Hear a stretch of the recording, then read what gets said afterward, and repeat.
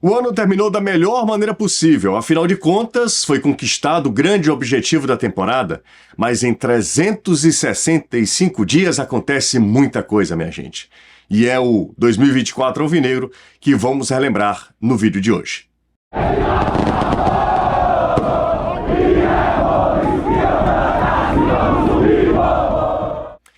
O ano de 2024 começou antes mesmo do 1º de janeiro. O Ceará precisou reformular. Foram 16 contratações para começar.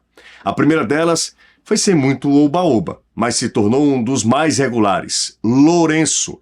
Diferente da barulhenta chegada de Fernando Miguel, que veio do Fortaleza. O Ceará expandiu seus olhares para o continente e trouxe os uruguaios Facundo Castro e Barceló e o paraguaio Jorge Recalde. Outro gringo também foi contratado, mas já bem acostumado com a terrinha, Lucas Mugni. Rafael Ramos foi outro caso de estrangeiro que já estava por aqui.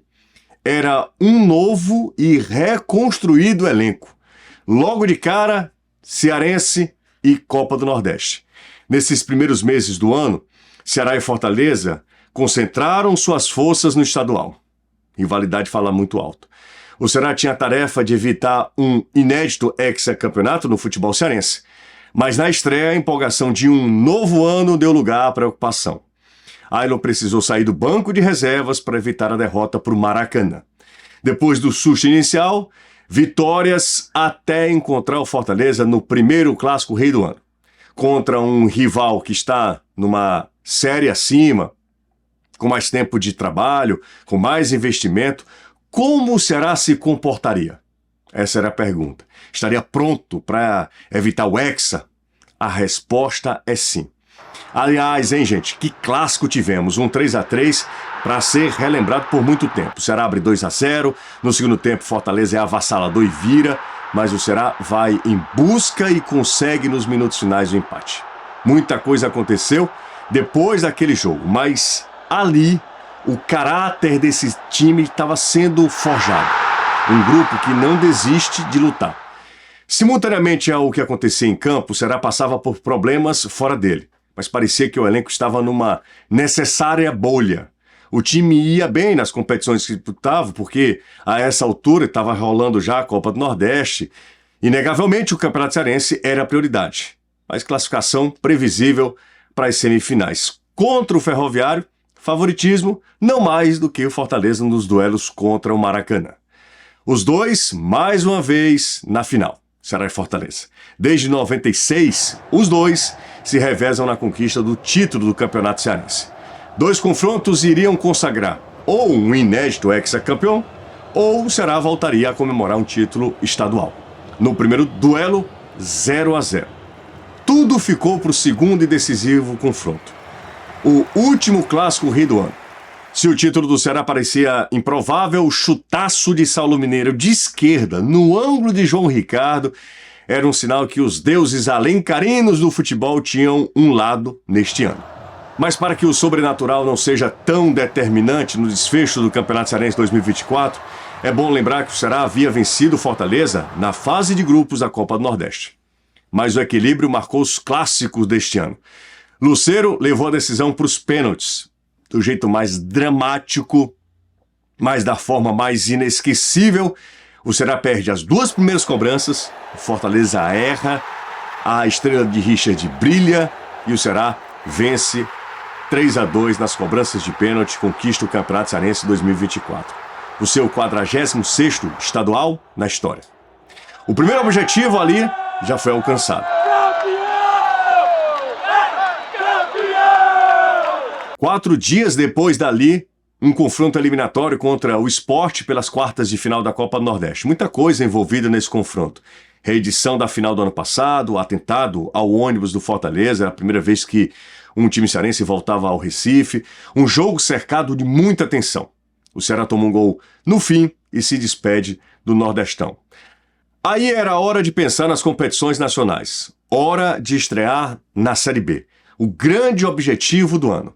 Na largada, empate em casa com o Goiás. A primeira vitória só viria na quarta rodada, 3-0 sobre o Novo Horizontino. Sem empolgar, revezando vitórias e derrotas, o Ceará fazia mais uma Série B de meio de tabela. Mancini tentava encontrar soluções para o time que só esteve uma única vez no G4, na 8ª rodada. Há 5 jogos para o fim do primeiro turno, depois de uma vexatória derrota para a equipe da Ponte Preta por 3-1, a diretoria resolve mudar o comando. Mancini é demitido. Junho, inclusive, foi um mês muito complicado para o Ceará. Em campo, mudanças no comando técnico, fora dele, nenhuma. Em uma acirrada disputa política, os conselheiros rejeitaram o novo estatuto do clube, que, entre as mudanças, previa voto de sócios torcedores. Nesse ambiente todo, chega Léo Condé, campeão com vitória no ano anterior. Ele recebe o Ceará na 11ª posição. A dúvida sobre a mudança não demorou. Léo Condé perde as 2 primeiras, Santos e Paysandu. A primeira vitória também é fora, sobre o Avaí lá na ressacada. Mas nada que empolgasse. A sequência de vitórias não vinha, o time continuava instável, o ataque até funcionava, mas o grande desafio do Léo Condé era arrumar a defesa. O técnico precisava resolver os problemas com as peças que tinha.